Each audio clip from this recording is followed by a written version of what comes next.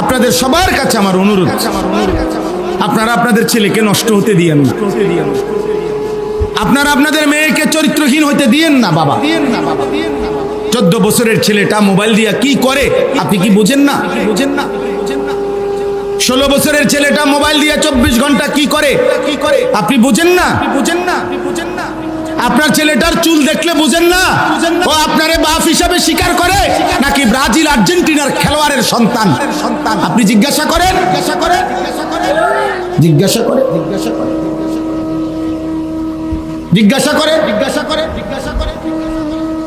ওই ছেলেরে জিজ্ঞাসা করেন যে তোর গায়ের গেঞ্জি তোর আব্বার গেঞ্জি না তোর দাদার গেঞ্জি? বলেন তাও বেটা বসো, বসতে হবে না, বুঝাইলাম আর কি। বলেন আপনারা, একজন বাপ কি এটা জিজ্ঞাসা করবে না যে পুত তুই এটা কি গায়ে দিলি?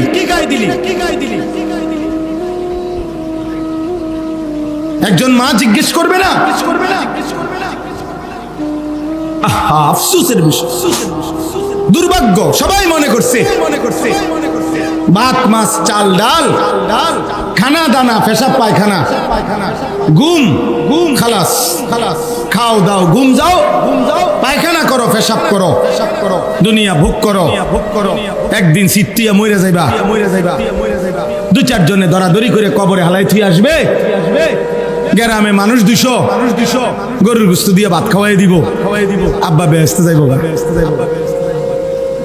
মাশাআল্লাহ গরুর গোশত রুফি দিয়া বেহেশত। হ্যাঁ গরু বেহেশতে যাবে, গরুর কান্দে করে বেহেশতে চলে যাবে। এই হলো আমাদের বুঝ। আল্লাহ আমাদেরকে বিবেক দান করেন, আল্লাহ আমাদেরকে বুঝ দান করেন। তোমরা ছেলেরা বাবা ভাইবো একজনই ভাবো, নষ্ট হলে তো নষ্টই হয়ে গেল, পচে গেলে দুর্গন্ধ ছুটলে এই সমাজ ফেলে দিবে। পচা জিনিস মানুষ রাখে না, আবর্জনা ময়লা দুর্গন্ধ মানুষ রাখে না, ফেলে দেয় ডাস্টবিন। এই জন্য চরিত্রহীন ছেলেরা নারী ছবি, মদ জুয়া, অশ্লীল দৃশ্য, এই অসভ্য বখাটে একদিন মনে রাখবা এই সমাজ তোমার দিকে থুতু মারবে। এই সমাজ তোমাকে 2 পয়সার মূল্য দিবে না। বাঁচবা খাইবা, জন্তু জানোয়ারও তো খায়, হাইওয়ান কুকুরও তো খায়। খাওয়াটা তো খুব আশ্চর্য কিছু না। দুনিয়া তো আমাদের চাইতে জানোয়ারে বেশি ভোগ করে। একটা হাতি 250 কেজি খাবার খায় একদিন, 90 লিটার পানি পান করে। তো কি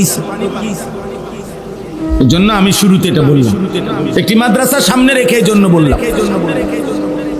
মাদ্রাসা শুধুমাত্র শিক্ষা প্রতিষ্ঠান না, মাদ্রাসা জিন্দিগি গড়ার প্রতিষ্ঠান। মাদ্রাসা মানুষ বানায়, মাদ্রাসা মানুষ বানায়, মানুষ ইনসান বানায়। মাদ্রাসা আল্লাহ চিনায়, মাদ্রাসা আখিরাত চিনায়।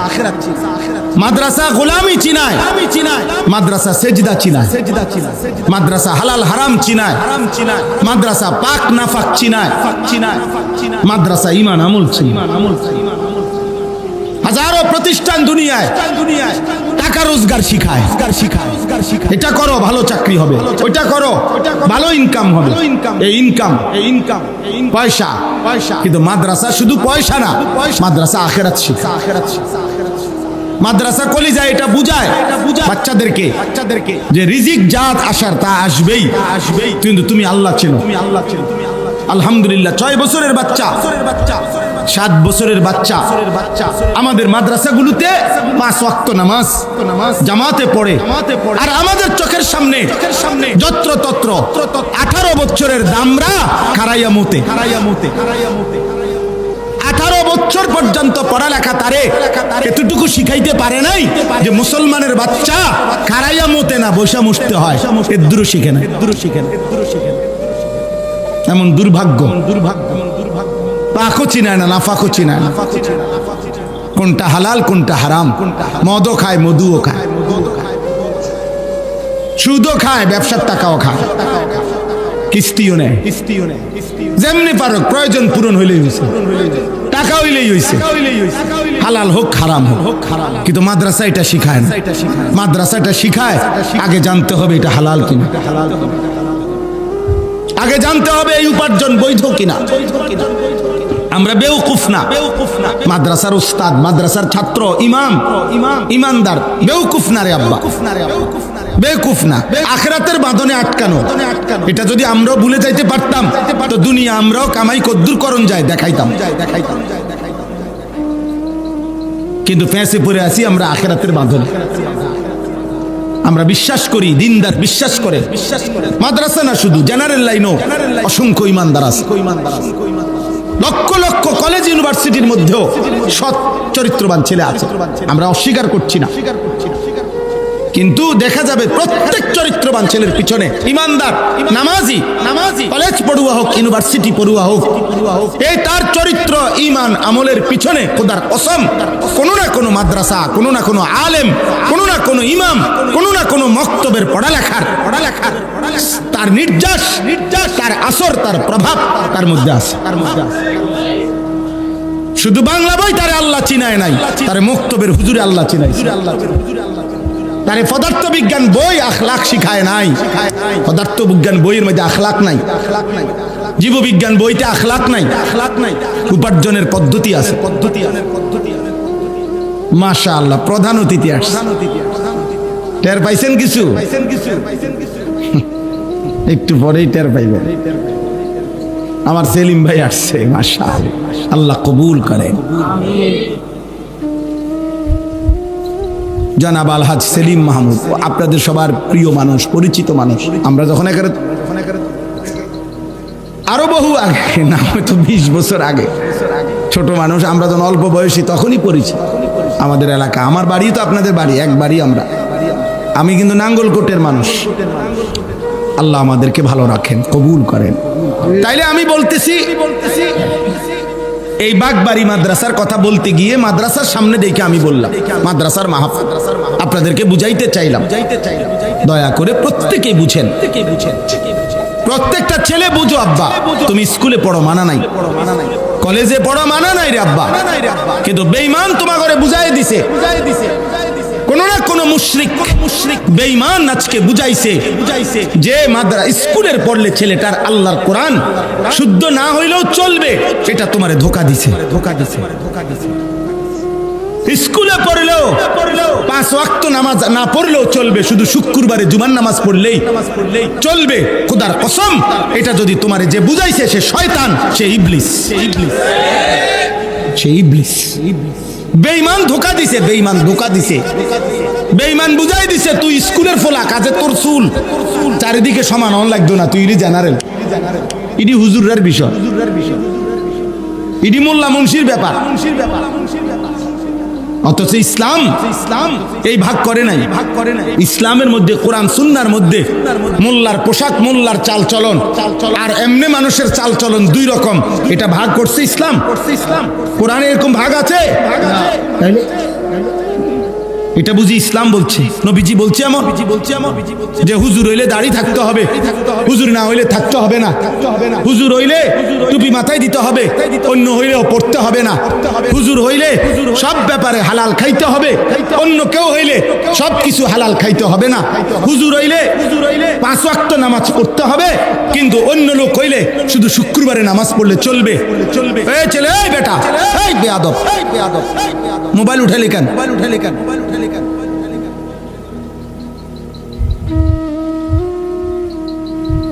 তাইলে এই জন্য বললাম আমার কথা আব্বা বুঝতে শেখেন, এই ছেলেদের প্রতি দয়া করেন, এই ছেলেদের প্রতি দয়া করেন। একদিন ওরা আফসোস করবে, আর একদিন ওরা লানত দিবে যে হায় আমার অভিভাবক কেন আমাকে বললো না। কসম আল্লাহ, কোরআনুল কারীমের মধ্যে আছে প্রত্যেক জাহান্নামী আল্লাহকে বলবে জাহান্নামে যাওয়ার আগে, আল্লাহ যাদের কারণে আমি জাহান্নামী হইলাম ওদেরকে আমি একটু দেখতে চাই, আমার সামনে একটু আনতে হবে। আল্লাহ বলবেন কেন? আল্লাহ তাআলা বলেন ওই নাফরমান বান্দা বলবে আল্লাহ যাদের কারণে আমি জাহান্নামী হয়েছি, আজকে আমি এখানে তাদেরকে আমার পায়ের নিচে ফেলে তাদের ঘাড় এবং গর্দানের মধ্যে পাও রাইখা মুড়াইয়া এরপরে আমি জাহান্নামে যাব। আজ আমি ওই বাপকে বেইজ্জতি করব যে বাপ আমাকে আল্লাহ চিনায় নাই। আমি 6 বছর বয়সে আমি জিজ্ঞাসা করতে চাই, আল্লাহ আমার আব্বাকে আমি কি অপরাধ করছি যে আব্বা আমার দিন শিখায় নাই কেন? আল্লাহ চিনায় নাই কেন? আমি 7 বছর বয়সে তো গাউরা ছিলাম না। আমার বয়স যখন 16 বছর আছে তখন আমি তেড়া হইছি, কারণ আমার তখন ঘাড় মোটা হইছে। কিন্তু আমার আব্বা চাইলে তো আমার 7 বছর বয়সে আরেকটু শক্ত করে ধরে রাখলে আমার নামাজি বানাইতে পারতো। ওনার টাইম নাই, ওনার টাইম নাই। উনি নিজে খায় বিড়ি, উনি ভূতের কিতা মানুষ করবো? বিড়ি খাই না বেড়াই কেমনে কইব যে ভূত মানুষের মতো মানুষ হও? ভূতে যদি আব্বা আমনের মতো নি, হ্যাঁ বলেন না? এই জন্যই তো পিছায় গেছে, নিজে নাফরমান, এই জন্য হিম্মত নাই। নিজের টাকা সুদের, তো ও বেটার হিম্মত আসবে কোত্থেকে? অভিভাবকের টাকা, কিস্তির টাকা, হারামের টাকা, ওজনে কম দেওয়া টাকা, ওই হিম্মত পাবে কই? ওই কলিজার মধ্যে হিম্মত পাবে কই? এই জন্য চিন্তা করে বাদ দে, যেমনি হোক মিলা জিলা চললেইছে। নিজের বিবির কাছে, স্ত্রীর কাছে বলে দিচ্ছে, বুঝছি এত রেডি হইতো না, মানুষ হইতো না, অজাত। জিঙ্গাও বিদেশ যায়, বুনি জিঙ্গাও ফাটাই তো বিদেশ, টিয়া পয়সার কিছু লাইন লইছে। বাহ, একজন বাবার জিম্মাদারি শেষ। এটাই জিম্মাদার। আল্লাহ আমাদেরকে মাফ করে দেন। আপনারা আপনাদের এই ছেলেদের দিকে রহম করেন। আমি প্রতিদিন চিল্লাই, এই সূরা আমি পড়ছি, সূরা হুদ। আপনাদের কাছে এবার এই আয়াতগুলো তর্জমা শুনাই। অল্প একটু মনে তো হয়েছিল শেষে হয়ে যাবে, কারণ কারেন্টের যেই সদবদর, কিন্তু আলহামদুলিল্লাহ আবারও একটু পরিবেশ হইল, এজন্য আবার বলার ইচ্ছা জাগলো। আল্লাহ তাআলা আমাদেরকে তৌফিক দান করেন। আমার প্রথম প্রসঙ্গ সেলিম ভাই আসার আগেই শেষ হয়ে গেছে, সেটা হইলো যে আমরা প্রত্যেকেই ইসলাম সংশোধনের চেষ্টা সমাজের মধ্যে অব্যাহত রাখতে হবে। এই কথাটা বুঝছেন কিনা বলেন? বন্ধ রাখা যাবে না। বলে বাধ্য যে যেমনে চলুক না আব্বা, তাইলে সমাজ টিকবে না, তাইলে জাতি টিকবে না, তাইলে দেশ টিকবে না, জাতি টিকবে না। বরং অন্যায়কারী অন্যায় করতেই চাইবে, কিন্তু কিছু না কিছু মানুষ তাকে ফেরাইবার চেষ্টা করতেই হবে। ছেলে মানতে চাইবে না, বাবার দায়িত্ব তাকে ধরে রাখতে হবে, মায়ের দায়িত্ব তাকে মেয়েকে পর্দানশীল বানাবার চেষ্টা করতেই হবে। এটাই কথা, কোরআনের কথা এটা। কু আনফুসাকুম ওয়া আহলিকুম নারা, নিজেকে জাহান্নাম থেকে বাঁচাও, পরিবারের সদস্যদেরকে জাহান্নাম থেকে বাঁচাও। ওয়া'মুর আহলাকা বিস-সালাহ ওয়াসতাবির আলাইহা, আল্লাহ বলছে পরিবারের সদস্যদেরকে নামাজের আদেশ করো, নিজেও নামাজের উপরে মজবুত থাকো। ইব্রাহিম আলাইহিস সালাম আল্লাহর কাছে দোয়া করছে, রব্বি জাআলনি মুকিমাস-সালাহ ওয়া মিন যুররিয়াতি রব্বানা ওয়া তাকাব্বাল দুআ। আল্লাহ, আপনি আমাকে পূর্ণ নামাজি বানান, আমার সন্তানদেরকেও নামাজি বানান। ওয়া মিন যুররিয়াতি, ইব্রাহিম আলাইহিস সালাম যেদিন হাজেরা এবং ইসমাঈলকে কাবার পাশে মরুভূমিতে একা রেখে আসছিল, যেদিন আল্লাহর হুকুমে, একজন মহিলা মাত্র আর একটা কোলের বাচ্চা, এই আশেপাশে 1000 মাইলের ভিতরেও তখন আর একটা মানুষ নাই, একটা গাছ নাই, এক ঢোক পানি নাই, এক লোকমা খাবার নাই, বেঁচে থাকার কোনো উপকরণ চারিদিকে নাই। গল্প বলা আর কল্পনা করে দেখেন বাস্তবতা কত কঠিন। আমি কাহিনী না কইলাম, কিন্তু বাস্তবতাটা ভাবেন তো, বাস্তবতাটা ভাবেন। স্ত্রী এবং ছেলেটাকে কোলের বাচ্চা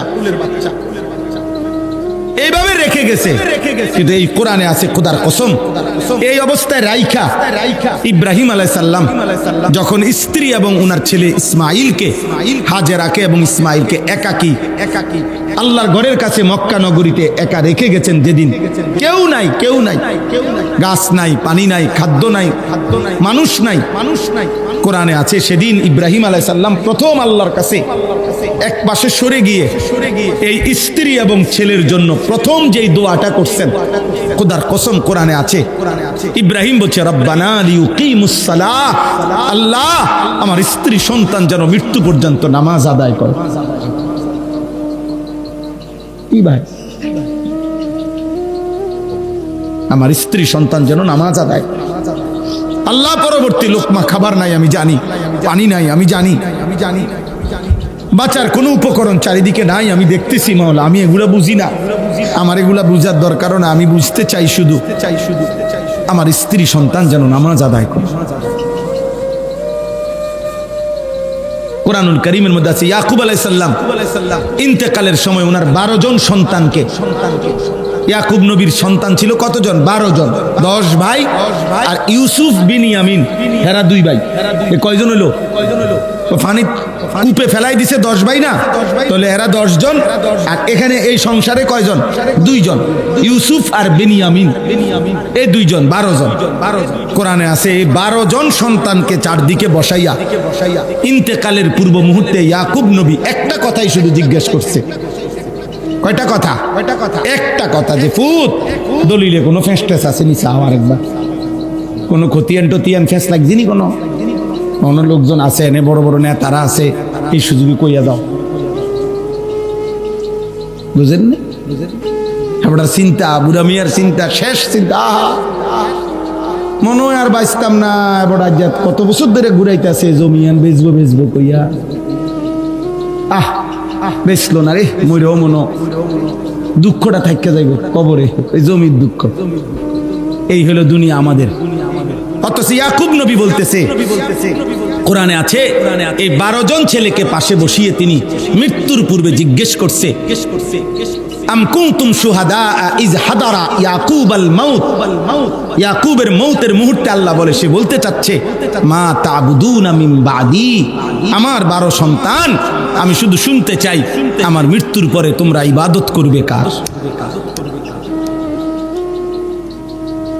তোমরা কার ইবাদত করবে? আমি শুধু এতটুকু শুনতে চাই। ক্বালু না'বুদু ইলাহাকা ওয়া ইলাহা আবাইকা ইব্রাহিম ওয়া ইসমাঈল ইলাহান ওয়াহিদা। 12 জন সন্তান বলছে, আব্বা কোনো চিন্তা করবেন না, আপনার মৃত্যুর পরেও আমরা ইবাদত করব আপনার যিনি ইলাহ, সেই আল্লাহর, আপনার পূর্বপুরুষ ইব্রাহিম এবং ইসমাইলের যিনি ইলাহ, সেই আল্লাহর, ইলাহান ওয়াহিদা, ওই এক আল্লাহর বন্দিগি করে যাব। ইয়াকুব নবী বলছে আর কোনো পেরেশানি নেই, আমি এতটুকু নিশ্চিত হলাম যে আমার মৃত্যুর পরেও তোমরা আল্লাহর ইবাদত করবে, খালাস। বাকিটুকু দুনিয়া মিলুক বা না মিলুক সেটা আমার বিষয় না।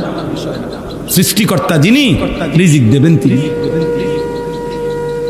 দুনিয়ার প্রয়োজনটুকু পূরণ করে দিবেন তিনি, দুনিয়ার মালিক যিনি।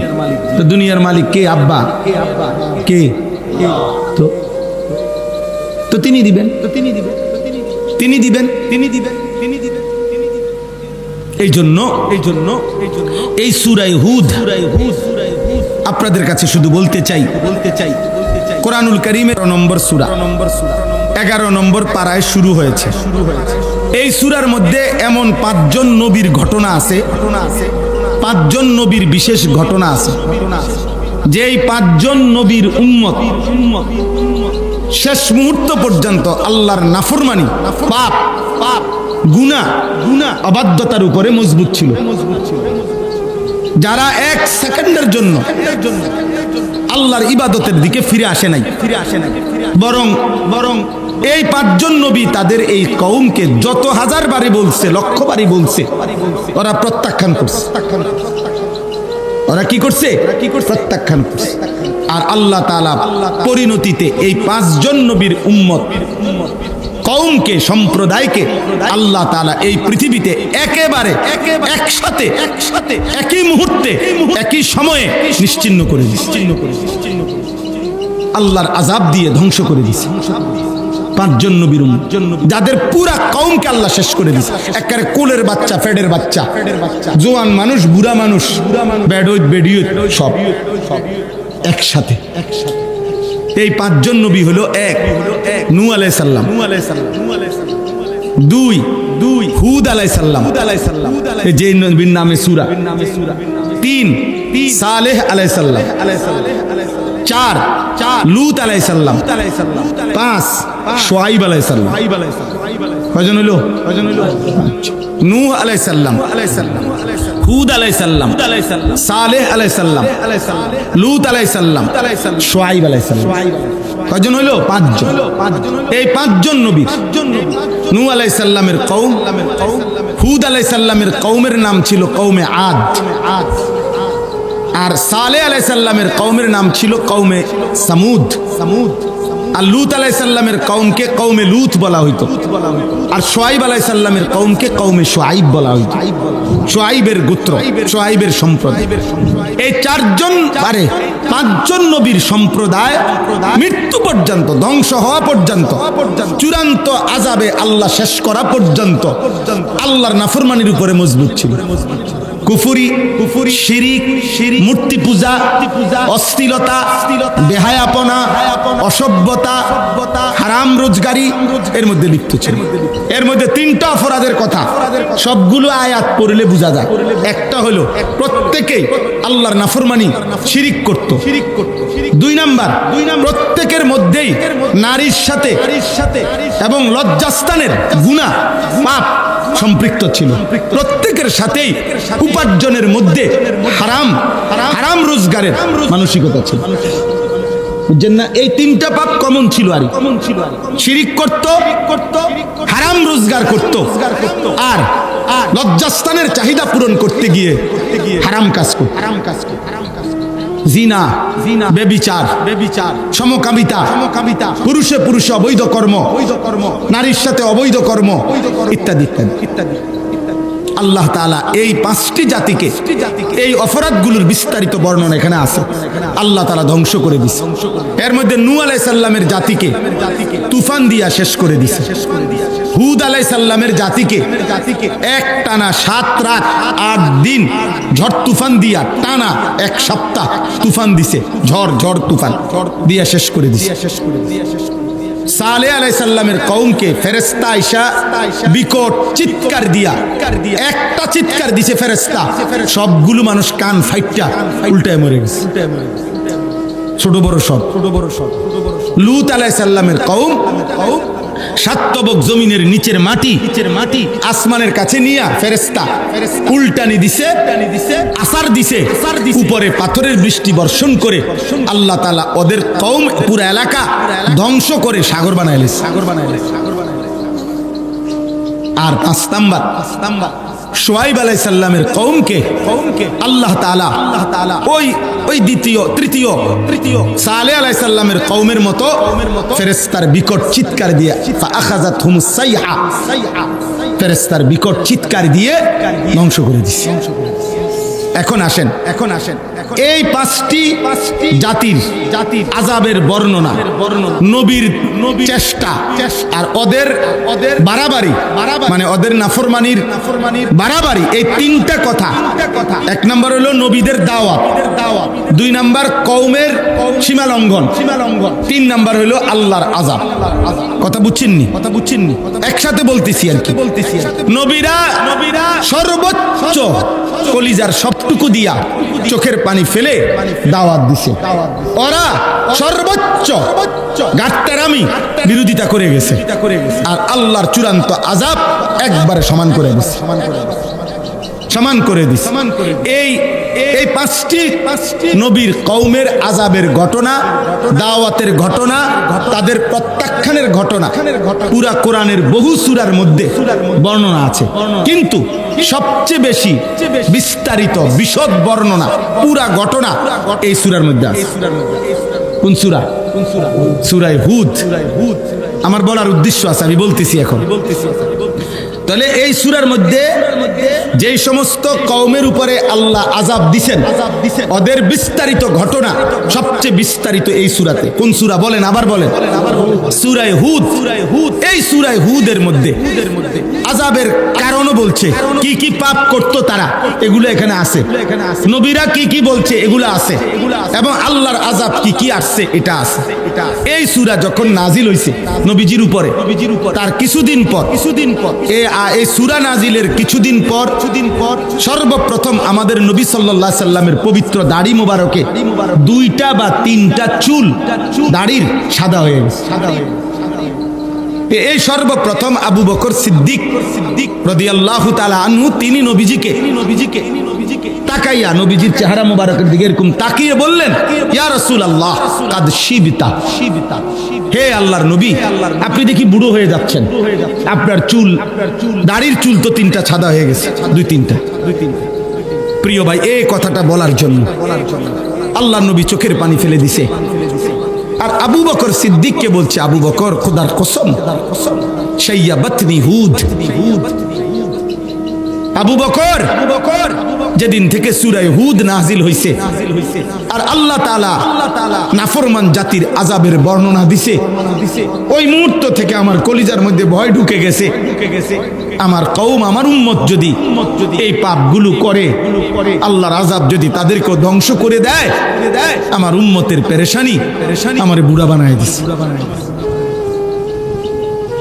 শাইয়াবাতনি হুদ। এ নবীজি বলছে, আবু বকর সূরা হুদ আমারে বুড়া বানায় ফেলছে। সূরা হুদ আমারে কি বানাইছে? মানে আহা, আমার কওম যদি জিনা করে কি হবে তাদের পরিণতি? আমার কওম যদি ওজনে কম দেয় কি হবে তাদের পরিণতি? আমার কওম যদি পুরুষে অপকর্ম করে কি হবে তাদের পরিণতি?